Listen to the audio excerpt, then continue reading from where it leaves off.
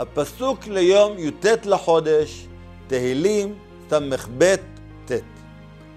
ביטחו בו בכל עת, עם שפכו לפניו לבבכם, אלוהים מחסה לנו סלע. ביאור הפסוק: אמר לנמצאים בגלות, ביטחו בהשם שיביא לכם את הגאולה בכל עת, גם אם התארכה הגלות. הרי אתם עם אלוקים, ואם תשפכו לפניו לבבכם בתשובה ובתפילה, יביא לכם את הגואל. כי אלוקים מחסה לנו לעולם, ולא יהיה מחסהו כזב. מלבי מסביר, עם השם ביטחו בהשם, כי הביטחון בהשם עדיף על הביטחון בבני אדם וכדומה מכמה סיבות.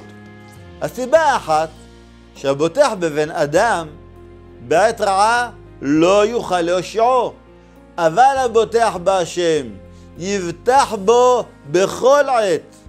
הסיבה השנייה, שהבוטח באדם לא יוכל לגלות לו את כל מצפוני לבבו, כי יש דברים שיתבייש לגלותם, אבל הבוטח בהשם יכול לשפוך לפניו את ליבו בתפילה ולגלות לו את כל מצפוני לבבו.